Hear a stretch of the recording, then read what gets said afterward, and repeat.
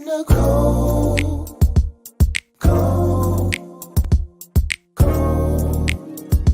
Conversations with Nicole. Let's talk about it.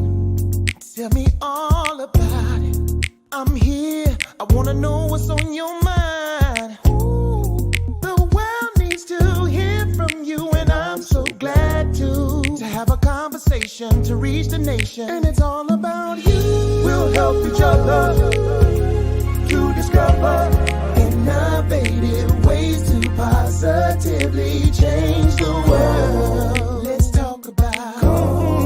Let's talk about. Yeah. Let's talk about conversations with Nicole.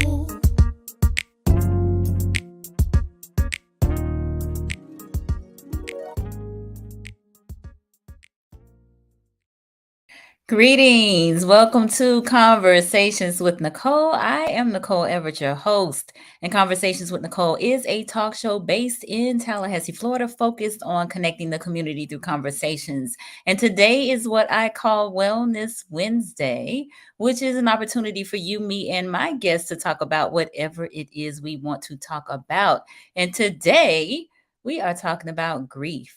Grief is a gift. So, the gift of grief. Now, I know you all probably are thinking, how can grief be a gift? Well, for those of us who maybe see things from the positive side and hide from grief or shun away from confrontation and confusion and that sort of thing and kind of suppress grief, we need to have a appreciation for grief because grief can be give us a sense of release, and relief. And so we are going to talk about this tonight. And we're going to talk about this with a newfound relative of mine, Mr. Tony Lynch, who is a distant relative of mine. And so I am super excited and delighted to have him here. Tony has made grief a point of purpose and control and concern, and he has created a grief conference that he does, which will be taking place virtually at the end of this month. So he's going to tell us all about that, and we are going to talk about the gift of grief. But before we do, I want to hear from you. We are live on Facebook, on YouTube, and on Greater Works Network on RokuTV. So tag a friend, let them know they need to be on here and join this conversation. This is an interactive live, and we do want to receive your comments and your questions. And I want to know where you are tuning in from. Now, I have tagged a bunch of family members, so I fully expect them to be on here tonight. And I see several of them on here already. So a shout out goes to my cousin, Denise. Listen, Denise gonna be on here, okay? And I appreciate you, cousin. So she is in Texas, and she actually connected me with Tony. She is Tony's aunt, and so I thank you, cousin Denise, for plugging us in. My cousin Nora is on. She's in Virginia. Thank you for being here. My sister down in South Florida, thank you for being here. I appreciate it. My mom down in South Florida, thank you for being here. And my cousin Philip in Virginia is on here as well. Thank you for being here. So I appreciate all of you. Look, tag some of y'all's kinfolk and let them know they need to be on here and part of this conversation. I personally don't think we grieve enough. So if we can find healthy ways to grieve, I'm all for it. I'm all for it. So I am going to read some of Tony's bio before I bring him on. So Tony Lynch is the founder of the nonprofit Memories of Us, Grief Support for Men, Global Grief Network, and the host of Grief, Let's Talk About It podcast. He started Memories of Us just under 4 years ago after experiencing the loss of his son and followed by his mother in an effort to connect with other men like himself to provide a space where men can talk without judgment, but also be surrounded by other men who walk similarly in that journey. The Global Grief Network was formed after a conference he hosted last year, and this began a community or family of podcasters, grief workers, trauma recovery coaches, and mental health advocates dedicated to supporting individuals' communities in their grief journey as well as supporting each other. He started the podcast 3 years ago, which has been a great avenue for sharing stories and educating, as well as connecting with others from around the world. So, y'all help me welcome Mr. Tony Lynch. How you doing, Nicole? I'm Pleasure to doing be here. Thank you. well. I'm doing well. Thank you for being here. It's an honor. So, I am so excited to have you. I mean, you have been on the lives and being supportive of what I'm doing here on Conversations with Nicole. And so I'm just so glad to have you as my guest. It's an honor to be here. Thank you very much. My pleasure. All right, we got a few more people I want to recognize. Mr. Ozzy Daniel in Virginia Beach, Virginia. I think Virginia might be winning tonight. Miss Vanetta Blakely, a clinician out of Charlotte, North Carolina. Thank you for being here, my sister. I appreciate it. Vanetta is actually going to be on Monday as we talk about autism. We have an autism panel that is coming on Monday. And I see Miss Marjorie on here, who is here in Florida. Thank you for being here, Marjorie. All right, so I am going to have you, Tony, talk a little bit about who you are. I've already talked a little bit about what you do, but tell the people, who is Tony Lynch? Um, Tony is a guy who has found a way to use the things that I've gone through, the worst things I've gone through, in a positive way to help other men like myself heal in their grieving journey. But also, you know, I'm a son first and foremost. I'm a nephew. I am a brother. I am a friend. Um, to anyone anyone that knows me. I'll give you the shirt off my back. I was born in Newport News, Virginia. So Virginia's in the house. My auntie's up there, Aunt Denise. And just like most people, I grew up in a good family, in a good household, where my family was tight knit. Um, we was always there for each other, and regular kid. Grew up riding bikes and skateboards and playing on the playgrounds and things like that. And at some point in my life, my life took a dive. It took a nasty turn. In my earlier teen years. So, um, and then from there, it's just been a journey of just finding out who I am, finding out what I'm supposed to do in this world, and giving back to my communities. Indeed. All right. Well, thank you for sharing that. I appreciate it. I see a few more folks chiming in. Our cousin Erica Lynch. She's on. She's here. She's in Maryland. And then we have Miss Jeanette on in Miami Gardens, Florida. Thank you for being here, both of you. All right, so let's dive in. Grief. What does grief mean to you, Tony? Grief is a way to honor your loved ones after they've passed. It's Mhm. nothing to be ashamed of. It's something to be embraced and to learn from. Because just like everything in life, you will experience death, and grief is a part of that. It's a natural thing to embrace. But as a man, we're taught not to express ourselves. We're taught to suppress our emotions. We're taught to man up for the most part. Mhm. So grief is a way. Grief is my gift. It has helped me to help others. Mm, okay. So you say grief is your gift. Why do you perceive grief to be a gift? Because most people would probably think of grief as something negative, something bad, something that they don't want to encounter. And Mhm. so, with something that's negative or bad, I'm sure most folks would not view that as a gift. Right. So now that's perception. You can view grief as negative or bad, but it's going to happen regardless. It's what you take from it. We can look at grief as a way of saying, oh, okay, um, this is a way that I can remember the people that I've lost. This is the way that I can focus on the good memories, and not necessarily focus on the bad ones all the time, because as with everything, you will have one moment that changed your life forever, but you have a lifetime of memories. And that's what grief does. Grief is revealing and letting you know that, hey, it is okay not to be okay. And as a man, it is okay. It's okay to hurt. It's okay to cry. It's okay to feel. It's okay to scream and be angry. That's what grief is. It's a beautiful gift if you allow it to be. Um, and if you allow it to be a negative thing, you will have negative outcomes on it. And I've seen both. I've been on both ends of it. Okay. All right.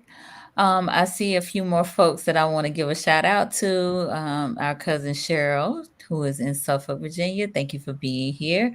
We got Miss Keosha, who's here in Tallahassee. Good evening, good people. Thank you for being here. And also, Benisha is back with us again tonight. She's also here in Tallahassee, a clinician. So thank you. Yeah, we got Lenitra Bennett, one of our celebrity news anchors here in Tallahassee. Thank you for being here. Appreciate you. All right. So you talked about men, and I know that you have established your organization as a place and a space for men to be able to grieve. And so, what has that experience been like, not only for you, but what type of feedback have you gotten from some of the men that participate with your organization? Well, the feedback has always been great, because being around other men like myself who has walked similar paths, has experienced similar things to me, loss of a child, loss of parents, loss of siblings, things like that. Being in that space and watching those men actually step forward and get out of their own head and allow themselves to begin that healing process, um, it's beautiful. It's beautiful when you can see the families come up and say, "Hey, thank you for what you've done. My husband, now communicates better. He's interacting with his kids more, or with his family more. He's not afraid to say how he's feeling anymore." So that is the best feeling. There's nothing more beautiful when you see a man um, begin to step into himself and respect who he is or who he's becoming. Hmm. Okay. Very good. So I'm curious. I don't see a whole lot of men on the line, but I'm curious as to if the men who are on, and again, this is a safe space. I want to know if you felt like you've had some issues with grieving, and have faced challenges with that, in terms of your manhood being challenged, or being ostracized, or how do I want to say? Give me some, help me out, Tony. Help me out. What are some of the other things what's some of the things that men experience in terms of grief and their ability to express it? Shame. Um, Shame. Okay. Shame. There's a lot of shame in it, because most men, when we are going through the worst things in our life, we don't like to admit that we're struggling. And so when other people see it, we often try to hide it, and we mask it with anger, or trying to push people away, isolation, all of those things. Mhm. And I speak from experience, and every man that I've ever talked to, we've all experienced those same things. When my son passed away, the one thing I wanted to do, I just didn't want to be bothered with anyone. I kept people at arm's length, people, my friends, and everything. I figured out how to make people leave me alone for the most part. I was angry all the time, so it was like if someone came up to me and said something that I felt was the wrong way, or I was going to cuss you out and then not care about how you felt about it. Other times it was just like, hey, I just don't want to be around anyone. I figured that I could fight this battle alone, which I found out the hard way.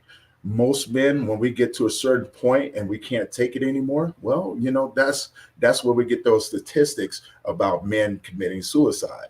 And I was almost one of those men. I made bad choices. I lost everything from those choices, and eventually, with the people that was around me, I began to play like 3D chess with them, and I began planning out my own suicide. So, Mm, and that became detrimental. It really did, because had I had I not walked that path, I would not be here right now. mhm, But understanding the walk that I was going through, most men, we self medicate, mhm, alcohol, other drugs, and things like that. Um, it's it's different. I watch women. Women are more emotional, whereas men are more aggressive. mhm, We're just really more aggressive. mhm. Wow. Yeah, that is an interesting, I think, comparison in terms of how men handle grief versus women. Hmm. And as you were talking, uh, I think about maybe the men who have not handled grief well, because they have isolated themselves, and now, like you're saying, they're trying to die by suicide, or Hmm. they are self medicating, and that can lead into a downward spiral, to maybe homelessness and things of that nature, right? And Exactly. so that that is heartbreaking, to be quite honest with you. That really is. We got Mr. Johnny Johnson on the line, and Johnny is my question asker. And so Johnny wants to know, how do you handle grief? You feel it. Mm, You have to allow yourself to feel what you're going through. mm-hmm, And if you deny it, eventually it will manifest itself. So how do you handle your grief? You allow yourself to feel it. You allow yourself to um, remember. You allow yourself to um, feel those emotions. You allow yourself to cry. You lean into it, and it mm-hmm, becomes like for myself, it became a mentor. It mm. became the thing that taught me. It became going through those detrimental things sparked what was inside of me, and I was able to turn it into something. Um, that I was able to serve other people. And that became the feeling that I sought after a while. I wanted to feel good. And so, yeah, it became my God given gift. It was the thing that was hidden inside of me this whole time, and I never knew. Wow. That's powerful. I'm gonna pause there for a minute. I do want to acknowledge, we have Miss Gloria Darling on, who is here in Tallahassee. Thank you for being here. And Miss Sherry Sutton Johnson, who is also a clinician here in Tallahassee. Thank you for being here. Uh, you said a mouthful there. You said grief became your mentor. You suggested leaning into it. I do see some comments. I'm gonna yield to our viewers who have comments. Ozzy said that when I cry in the shower and let it wash away. Being transparent with my close friends is never an issue because I spend most of my time listening to them. Plus, it gives a channel for the release, but most of all, I take it in prayer and the peace always comes. Powerful. Yeah. Thank you for sharing, Ozzy. Kiosha has a question. She said, "What are some tips for those of us who want to be there for those grieving, but are keeping us at arm's length and pushing us away?" Mm. You have to have patience. Don't ever push anyone, because when you push people, we push back, right? You cannot force someone to talk if they just because you want to talk. You cannot do that. Um, Hold that space with them. Just remind them that you are there with them. Remind them that people care for them, especially the men in your family. It's easy for a man to get in our own head and think that no one cares about us, and that's where we go. That's where we make the biggest mistakes at. So to hold that space with them, be mindful of Be mindful of the person that you're with. If it's your brother, if it's your boyfriend, husband, things like that. Men, we we need a lot of patience because this is unfamiliar territory to us in a lot of ways, you know. And when you get told your whole entire life to man up, you know, don't cry, uh, all of these different things, we tend to carry those things. And so when what you're looking at when you see that man there is that he's holding back years and years of trauma that he's had to deal with. And so to think that we're just going to open up to you right away is just not going to happen. It's just not going to happen. And I remind people, when you're trying to hold that space, be the best visitor that you can. Be mindful. And what I mean by visitor, make do something. So if you're sitting with them and you're at their house, why don't you get up and go grab them something to drink instead of putting that extra work on them? Because people will busy their mind by doing those things. So if you want to really do something, hold that space with them. Be a good visitor. Hmm. So what I'm sensing from what you're saying is be present. Be present. But be a Hmm. visitor, though. You know, not just be present. Now, you can be present and not be a visitor. You can just sit there and listen and things like that. But when a person gets up and starts to ask you, what can I get you? They're pretty much saying, you know what, I'm not ready to talk right now. So they're trying to busy themselves. What I often do is that I eliminate that. I go, hey, Hmm. since I'm here with you, is there anything that I can get you? If I'm in your home, where are your cups at? Can I get you Gotcha. something to drink? Would you like some chip? You got something that you would like to snack on? So I'm looking for those favorite things to make you feel comfortable. Because if the more you feel comfortable, the more you're going to open up to me. And Hmm. then you can sit back and relax and just allow the conversation to go. Okay. Okay. Kiyosha said good tips and thank you. You're welcome. Agreed, agreed, agreed. Cousin Cheryl said that she also cries in the shower, in an effort to not let others see. I think that's, I don't want to say it's normal, but I think that probably occurs more than maybe we realize. Hmm. So it's comforting in some regards to see that is a common practice amongst several folks. And Nora says she agrees as well. All right, so I'm gonna circle back now because I definitely want to hear a little bit more about grief becoming your mentor and leaning into the grief. And again, this is an open dialogue, so I'm open conversation. So I want to invite those of you who may be just joining us to input your questions and comments as it relates to grief. So, what would your suggestion be, Tony, about leaning into grief? And tell me, give me some examples of how grief became your mentor. Yeah. Grief um, taught me that there was more to being a man than just, you know, what you see, the physical aspect of it. Grief Mm-hmm. allowed me to connect with my family members that have passed. And Mm-hmm. so it taught me to look at my grief as a blessing for the most part. You're right. So, you know, the hardest thing I ever did was watch my son pass away. Uh, Mm-hmm.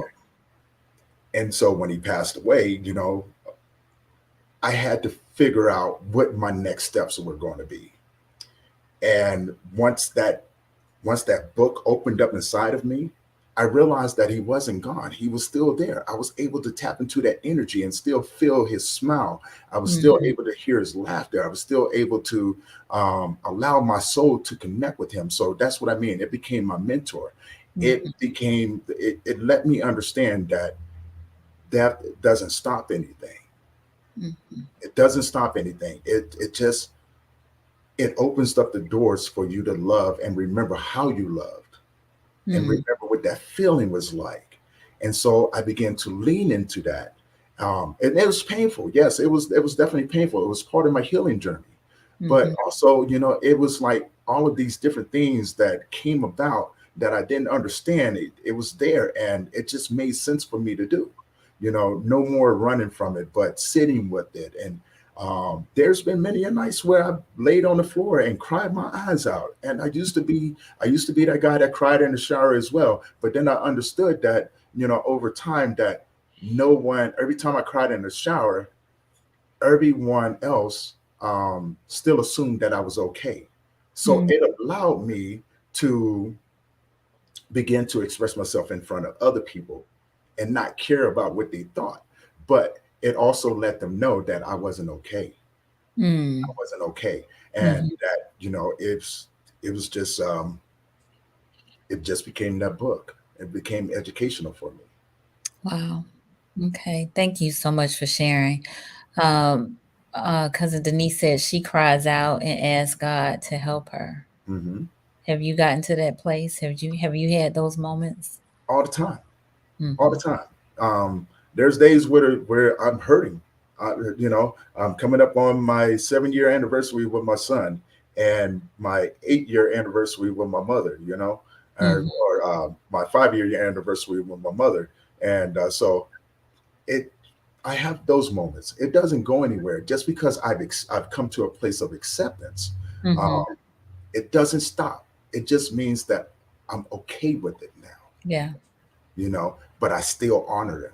I still Hmm. cry when I feel the need to, and I don't care what other people think. As a man, and as a child of God, I feel it's my right to be able to express these feelings that I was born with, not Hmm. suppress them, because if I suppress them, how would you know what I'm going through? Yeah. How would you be able to approach me if you never saw me cry? You would think that I'm strong all the time. Hmm.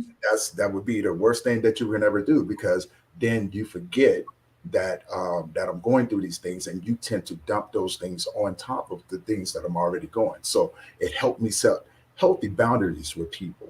It Hmm. really did. It helped me start to address those things from a child, and growing up and dealing with the PTSD, all of those different things. It allowed me the freedom to say, you know what, let's do this. Let's walk Hmm. with this. You know. No, that's good. That's good. Thank you for sharing that. We got a few more folks on the line, so I want to definitely acknowledge my good friend, Mr. Michael Cork. Cork has a radio show here in Tallahassee on the gospel station Hallelujah 95.3. And so Cork and I often talk about a whole bunch of things on and off the air. And so I'm glad that you're here tonight, my brother. And then Mr. Nick Maddox, our county commissioner, he is joining us as well. And Nick is quite well read. He reads books on the regular and always has some nuggets as it relates to something he has read. So he's got some comments and questions. He said, "Tears cleanse the soul." And he says, "Yes, Black man, be transparent with your emotions." And his question is there a safe place for a Black man to be emotionally vulnerable? Yes, there is. And they're starting to become more and more um, apparent now. A few organizations that I work with Black men, and it's a safe space for us to be able to go and be around other Black men who have experienced similar lifestyles to us, right? And to be able to grab one, to have someone in the same circle that looks like you is huge. Is truly huge. And Mhm. people who speak the same language as you, because when you hear a Black man talk, we don't talk like most people. We got a little slang to us, and things like that, and it sends a sense of comfort to the when you're in that space with those men. Indeed, indeed. Yeah, Nick further said, sucking it up emotional um manifests itself as self-sabotage. Hmm. Yes, and Yes. that is absolutely true as well. That's why the rate of suicide with men is so high.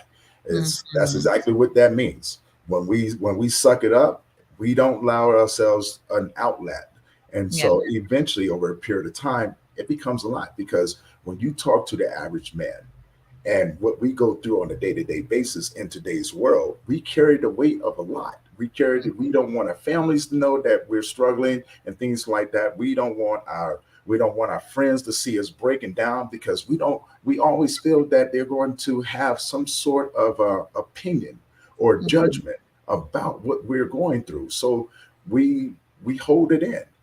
And eventually, if we're not self-medicating, we're thinking about taking our lives. Mhm. If we haven't already become homeless at that time. I've been that route. I've walked through all of those. Wow. Wow, wow, wow. So let me take a little ID break and just let folks know who may be just joining us. This is Conversations with Nicole, Wellness Wednesday.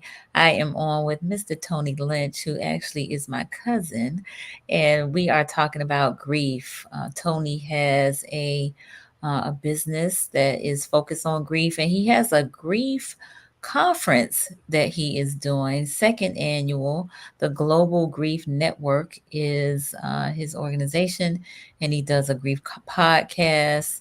And so we have been talking about grief as a gift, and he specifically uh, holds space for men who are having issue with grieving and trying to promote healthy grieving. And so that's been what we've been talking about. So I want to bring attention to some comments that Ozzy has made. And he says that he thinks that the best medication of relief is when we become so transparent to God and calling for his help. And now the spiritual healing begins in the supporting cast around you. Mm. Yeah, yeah, yeah. I would like to add to that, Okay. because the spiritual healing is one aspect of it. Uh, Mm-hmm. Healing, there's many components to it. You got to heal the emotional aspect of it, and what I like to call, you have to heal the inner child in you. The Mm-hmm. inner young boy. So even though you're healing the spiritual aspect, you got to deal with the emotional. You got to deal with the physical. You have to deal um, with the Jesus, with the mental. So Mental. with the mental, because it's easy to if you focus on one, you neglect the other ones. It shows. Mm-hmm. You can heal in the spiritual aspect, but your mental health might be messed up, right? Mm-hmm. You can heal in the mental aspect, but your emotional health is going to be messed up. Mm-hmm. So you take time and you pour into each and every last one of those. These are all parts of who you are as a man, as a human being. So Mm-hmm. why having God in your corner is strong. Having strong beliefs, but then you have people who don't believe. So I deal with those individuals. I Mm-hmm. don't treat them any less than the next person. You Right. know, I feel that they need someone to talk to as well. So you just have to have a different approach with them. They may not have the same belief systems or their religious beliefs. Everybody wants to put a time limit on things like that. No, don't do that. You know, Okay. Focus on those four aspects of it. Allow yourself to heal, and Mm-hmm. then begin to walk. But Okay. always keep God in front of you. If that's what you believe, you keep God in front of you. You hold on to Him. Let Him be the twine between you and everything else. So I am of the mindset that we all are spirit beings. We have souls and we live in these bodies. So I align my spiritual belief with uh, Christianity, Mhm. and seek to be Christ-like, which is for me, my personal belief is all about love. So but, I know that there are some folks that are not believers, but Mhm. again, you just have to deal with them from a different kind of aspect. So I see Angela Jackson has joined us. Thank you for being on here. Ozzy also mentioned that TD Jakes wrote a book called He Motions about 12 years ago. It's a powerful book to read, and it sets many things in place to think about. Mhm. Um, Not familiar with He Motions, but I know Jakes is a thought leader and definitely I feel like I think I talked with Cork about this recently because he sent me a video talking about men and fathers and that sort of thing. Sometimes I feel like, as Cork mentioned to me the other day, God kind of downloads words to and stories to Jakes, because he is quite anointed in his work. Mhm. Ozzy said the spirit heals all the levels of man in the real mind, body, and soul. Okay, I agree with that. Okay. Cork wants to know, can you give an example of being spiritually healed but not emotionally healed? Yes. And what I mean by that, for those of us who do believe in God, we allow our spirit to connect with Him. We allow our spirit to connect with our Father, and you can be spiritually healed in there and have that following. But soon as you close your eyes, your emotions pour out. You know, because you're focusing on one thing, but you're not allowing your emotions to express themselves. You're Mm, not allowing yourself to actually break down if you need to and cry and allow yourself to feel the hurt that's going on in your heart, because you're looking at God and saying, hey, I trust you for everything, but you're not allowing God to give you the tools that you need in order to connect everything else. mm, okay. Thank you for sharing that. I did see Johnny had a question that I did overlook. He said, is death the only reason for grieving? No, sir. No, sir. You can grieve a job. You can grieve the loss of a relationship. You can grieve, you know, you can grieve the loss of almost anything. You Mm-hmm. know, so there's many aspects to grieving, depending on the individual and the situation that you're in. You know, those things are a natural part of life. You know, you can grieve the loss of a house, right? You can grieve the loss of a vehicle, all those Mm-hmm. things that you may have some sort of attachment to. So yeah, it's definitely possible. You got many aspects that you can grieve. Indeed. Kiosha says sometimes it's believers that are unable to handle grief most because anger towards God. What's the best way for believers to support believers who are angry with God? Let them be angry with God. Mm, Allow them to be angry with God. Look, God knew exactly what He was doing when He put you in that situation. He's equipped to deal with your anger. He says, "Give it to me." mm, Allow them to be angry with them. As a believer, He is your Father. You should be able to be angry with Him. You should be able to yell at Him and say, "I do not like the way that you did this." I know for a long time I questioned. I said, "Look, I've done everything that you've asked me to do. I've been obedient in my walk with you. There's nothing that I wouldn't do. But why would you hurt me this way?" I was angry with Him. And there was times where He wanted to talk to me, and I just told Him, "I don't want to talk to you right now. I don't want to hear your voice right now. As a matter of fact, I really just want you to leave me alone." mm, And it was having that freedom and that relationship with Him that helped me build a better relationship with Him, because I understood that my relationship between Father and His Creator, or His creation, I understood that there was nothing that I can do to make Him turn away from His love for me. It was His love for me that helped me. mm, That help guide all of those things. So allow them to be angry. They have every right to be. They mm-hmm. have every right to be. Allow them to. Gotcha. You are definitely touching on some things. I think some thoughts that some of us on here, I know I have, I'll speak for myself, have definitely wrestled with. So, you know, and again, the thought about feeling, allowing yourself to feel what you feel, right? And Mhm. not trying to suppress that. Because again, moment of transparency, I will tell y'all, I tend to suppress anything that's not positive. I do. Mhm. And you know, it turns out that that is not a good situation, because what happens is my disappointment, my anger, my, you know, frustration cup fills, Mhm. and then something happens and I'm crying for stuff that happened 6 months ago Mhm. because I didn't grieve it.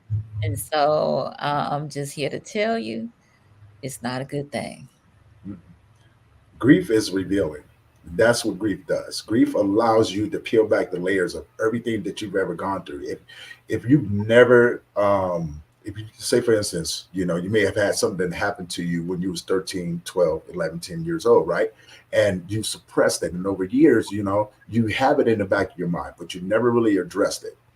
Now here you are, you're in your 40s. You have years and years and years of compiled trauma on top of trauma, and you're only taking one time to address.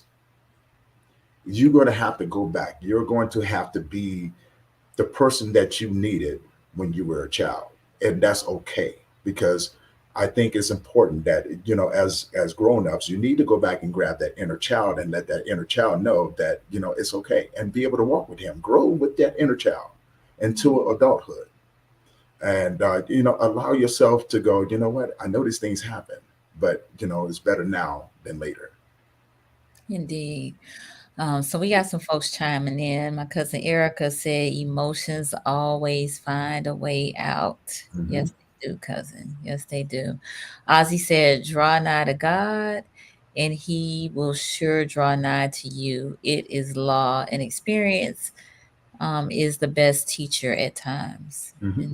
Indeed. And then my cousin Nora, she said, that's my toxic trait, suppressing things and not dealing with the situation up front. Well, cuz you're not alone. So, Yeah. yeah. So maybe it's something in the DNA. I don't know, but we got to do better. We got to do better. And hopefully, it's conversations like this that will help set the captives free. And again, I appreciate you, Tony, for sharing those tips and these nuggets and your experience with grief and how it has helped you and been a gift to you. Right. So Appreciate it. I got a question. Yes. What do you say to people who, I know you've talked about patience, but oftentimes people may tell someone who's grieving, you know, you should be get over that, or you still grieving, you know, you got to move on. What do you tell what are your thoughts about folks that tell people who are grieving that? I tell them that it's not their place. Mm, It's not their place to dictate how the next person feels. Who are mm, you to tell me that I don't that I can't feel what I'm feeling? That I'm supposed to be over it? Just because you feel that way doesn't mean anything to me. It really doesn't. Um, so I just tell them, don't ever do that to another person, because for one, the person that you tell it to, you may be reading their obituary the next following day. mm, As soon as you tell a person, oh, you should be over it, you're putting your expectations on someone else. What, you don't have no right to do that. You mm. have absolutely no right to do that. So, you know, instead of doing that, just back off. Just back off. Know when to listen and know when to speak. If you don't know either of those, then leave that person alone. Let that person be in their grief. Let that person feel the way that they feel. Um, but don't put your expectations on anyone else. That's not Okay. okay. That's again another good point. I know I think what happens oftentimes is that the non-grieving person is feeling uncomfortable Mhm. because they want to try to fix it, or they want to try to um help the person move on. And even with the best intentions, rushing the grief process for someone is just not a good thing to do. Mhm. Um, as you have stated, being patient, holding space for them, letting them know that you are there. You also mentioned being you said good visitor. Yeah, I want to be the best visitor in your space. Yes, Right? a best I want to a make best. sure, because I want to take care of you. You don't need to take care of me. When you invite me into your space, Mhm, that's my invitation of saying, okay, I need to make sure that you're comfortable. I need to make sure that you have no other things that you need to worry about. mhm, Sit down, relax, because for one, you invited me into your home. mhm. So my job is to make sure that I'm going to visit with you. I'm going to be the best visitor I can possibly can be. Okay, Very good. Are there any other things that we should be made aware of as it relates to grief being a gift that Yeah. we have not talked about? Well, yeah, in grief, grief is a gift in many ways because it helps you address those things. It helps you become whole in a lot of ways. It definitely helps you become whole because it allows you to be open. It allows you to peel back those layers. It allows you to set those healthy boundaries. It allows you to begin to address issues that you never even thought that was there. But they're still there. You just forgot that they were there. It allows you to become your more authentic self. Hmm. Okay. All right. I, again, receive that. I receive that. All right. So I want you to talk a little bit about this conference that you have coming up. Well, hold on. Pause. I see Cork put a comment up. He said, "Yeah, there has to be a time limit on the grief that causes immobility. Now that may mean getting the help needed to identify the triggers that cause it." Okay. Mhm. So do what's your thoughts about his comment? I can say I don't agree with that too much, Okay. but I understand where that individual's coming from. I definitely Mhm. understand where that individual's coming from, and what I mean that I don't agree with that, um, because if you do not understand where that, if you put yourself on a time limit, you will keep putting yourself on the time limit, and you will skip important steps. You will skip those important steps. So if the one thing that you did was lay in bed and open up your eyes, that's good enough. That's good enough. Today may not be the day that you want to get up. And that's all it means.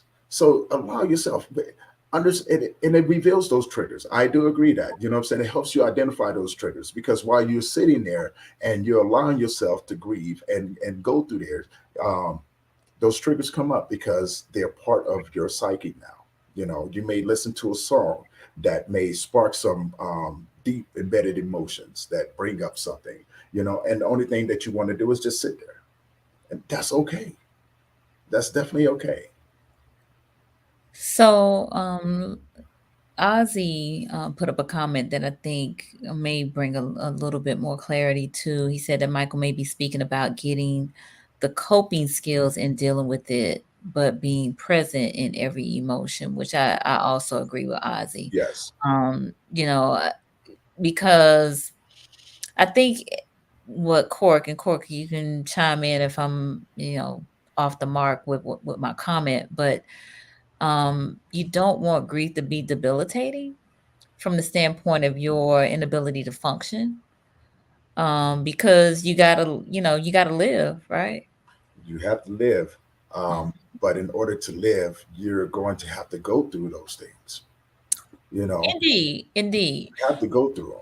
you do. But I think there's a certain level of management in order for you to function to some extent, because if you are, you know, i- if you are in the bed for um 2-3 weeks, now we're talking about maybe this is something even more than grief, right? Yeah. Perhaps it's depression, perhaps it's some Mhm. other things, right? And so I think, like you're saying, or like Ozzy is also expressing that, getting these coping skills or getting some help with managing your emotions or recognizing the triggers to assist you with the grieving process. Mhm. And Mhm. that's why when you're ready, because if you try to jump out of it too early, it can definitely do some damage to you. It can Hmm. definitely do some damage to you. I would always say, when you're ready and you're ready to take that first step, surround yourself with people that have gone through similar things because Yeah. they can teach you. They become your support. Find people that talk to you in your love language. They can verbally talk to you, but then find those people that talk to you in the language that you know best. your Mm, love language, right? mhm, mhm. And develop those strong friendships and things like that. So, and that's how you develop those coping skills. You know what I'm saying? Because if you don't know what those coping skills are, you need to surround yourself with people who have walked that path. Okay. And that's Uh, very important. okay. Lenitra has also provided some clarity. She said, I think Mike is saying you can't just lie in bed forever.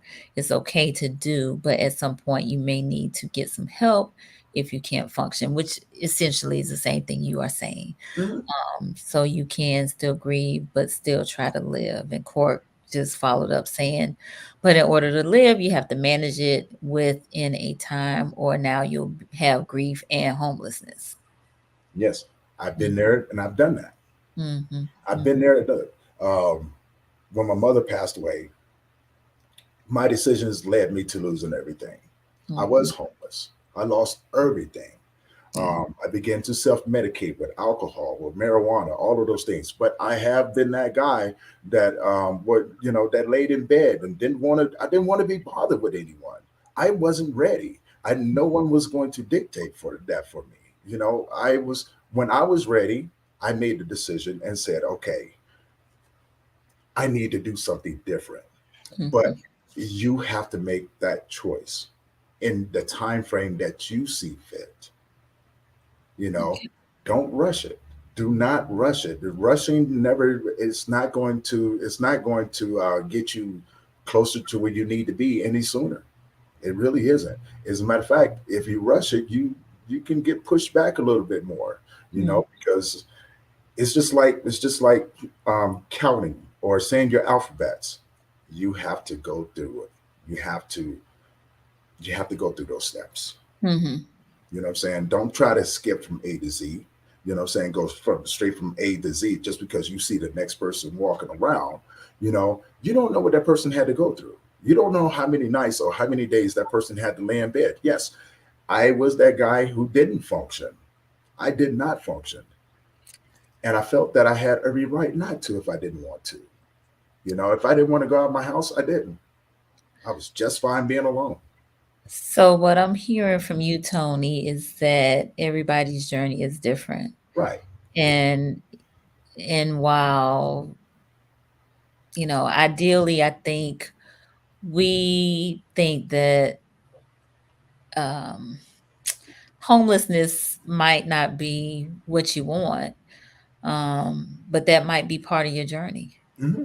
because of whatever. And when I say whatever, I know that's pretty general, and I'm gonna try to clean it up, but because this is just your process, Hmm. right? And that might be a unwillingness to peel back those layers, or to get to the root cause of some other things that you have been suppressing or what have you. So Hmm. everybody's journey is different. So I receive that. I receive that. I receive that. Okay. And that's what grief is. It's an Yep. individual journey that's designed exactly for you to give you what you need to Mhm. start to heal. So honor it. Take your time. The things that you can't handle, don't worry about trying to handle it. Put a Mm. lot of faith in God. Ask Him the question. Ask them the hard questions, um, and just be willing to receive. Be willing to receive the individuals that He bring around you. Mm. You Okay. know. Okay. So let's talk about this conference, the Global Grief Network. Yes. All right. So give us the details. All right. So the Global Grief Conference was brought into life last year, and I had been making some really good connections in the grief field, and I wanted a way to bring us all together because I saw the benefit of having individuals like that be able to reach more communities, and that's what it pretty much came about. I just wanted to bring these resources to these communities for the that didn't even know that we were there, to provide those that education and those tools, as we talked about earlier, to aid in that healing process. And so I decided one day last year, was like, hey, I want to bring us together. I want to do something that can tie us all in and put us on the front lines where we needed to be, because COVID was bringing a lot of people or a lot of things out in the open. And so we did our very first, to my knowledge, a 72-hour virtual event. And we had grief workers from across the world. Internationally, we had people in China, the UK, India, things like that. And we came together in the with the heart of dedication to those of us like us. Okay. And so you have the conference coming up in April. Yes. In April. What are the dates? April 28th, April 29th, and April 30th. We will kick off that Friday at 6 a.m.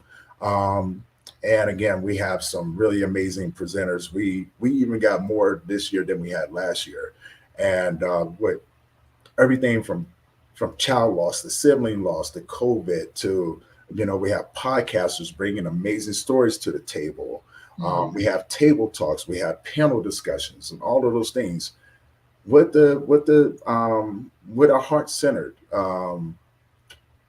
dedicated to serving. You know, we're dedicated to serving people what we were blessed with, what we were born with, and so it's going to be amazing. It's turning out to be an amazing event.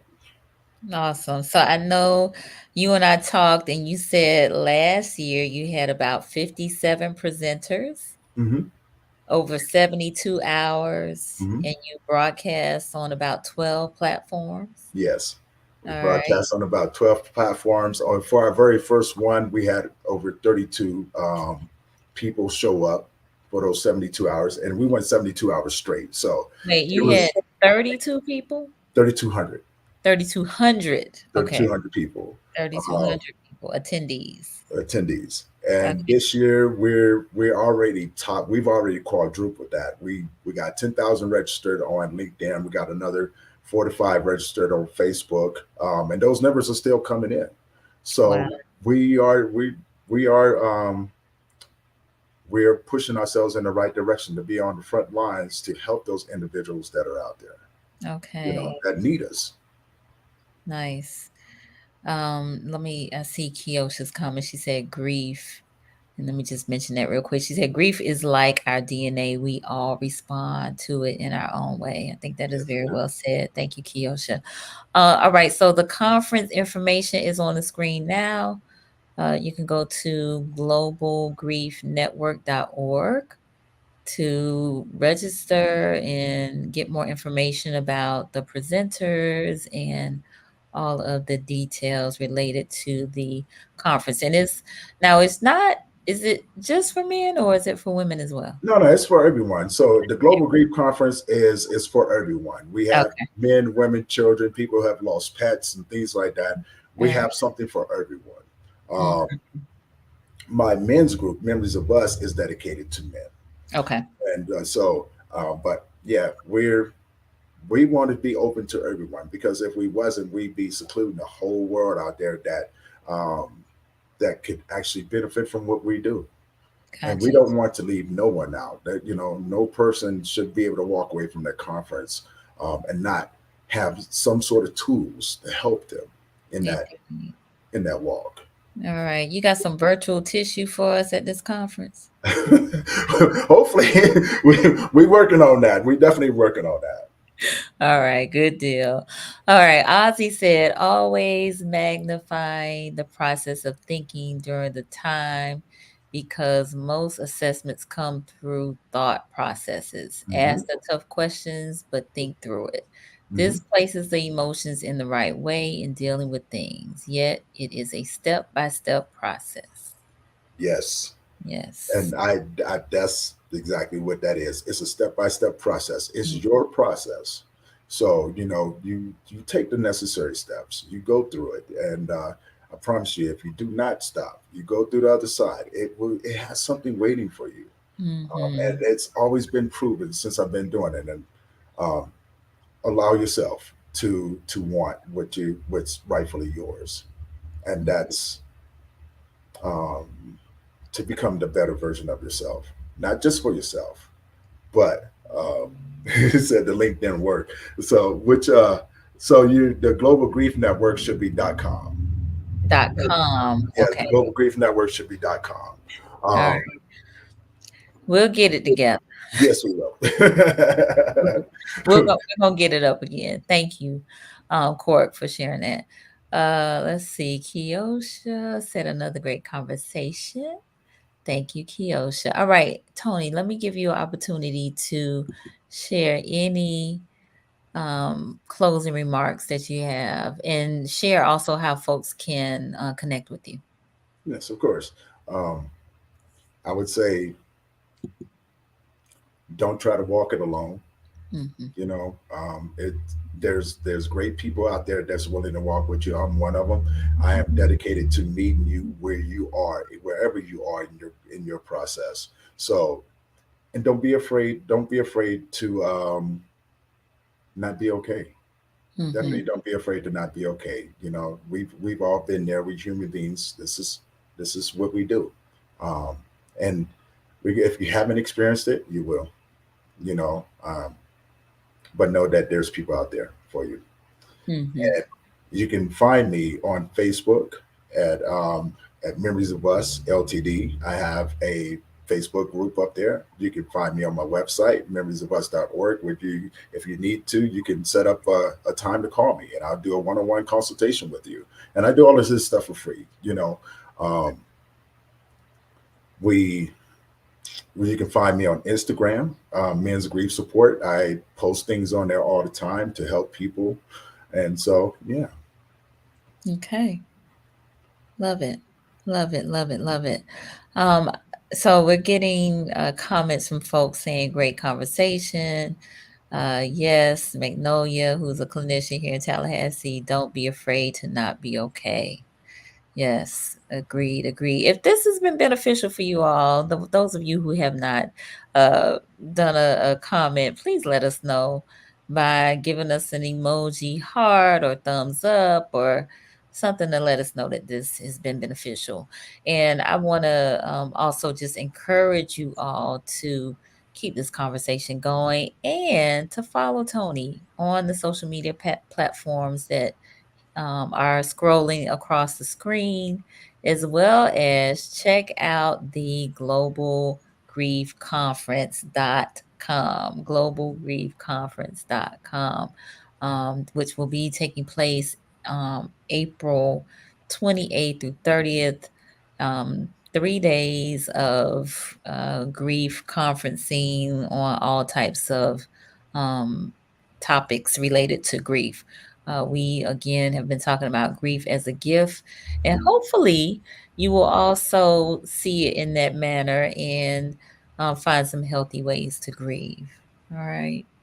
All right. So some of you are saying great information. You're giving us hearts and thumbs ups and things of that things. I really appreciate it.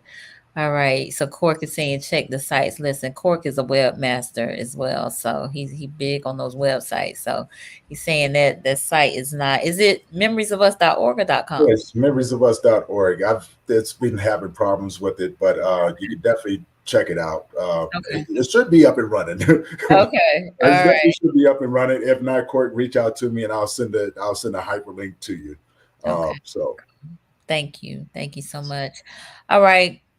Good people. Again, please like, subscribe, follow Conversations with Nicole on all social media platforms. But we really need y'all to the YouTube channel. We need y'all to be on there. I mean, like playing these videos. Look, I'm gonna challenge y'all. Play a video every day, just one Conversations with Nicole video, YouTube video every day. That would help us so much. This Friday we have Chef Leon Brunson who will be on at 7 a.m. And that's in our regular season 12. And like I said, next week we have an autism show because April is Autism Awareness Month. And so Vanetta Blakely will be on as well as two other panel members. So we try to keep you informed on here. We do. Let's see. Cork saying want to make sure everyone can connect. So thank you so much. We have Mr. Lynn out of Pensacola. He's gonna be on next month talking about his mental health conference that he just had the beginning of April. So I'm looking forward to it. And let's see, Marjorie, I'm going to get back on it indeed. All right. And other folks are trying to get on the Global Grief Network. So we got to get that squared away. Yeah, Yeah. All right. We will. We will. We will. we got All it. right. I appreciate you, Tony Lynch. Appreciate you, cousin. Thank you very much for having me on. My pleasure. My pleasure. And thank all of you for being on here and your listening ear, your engagement, your comments, your questions. Really appreciate the support. Let's again keep this conversation going, and we will see y'all next time. Awesome, awesome. Good night.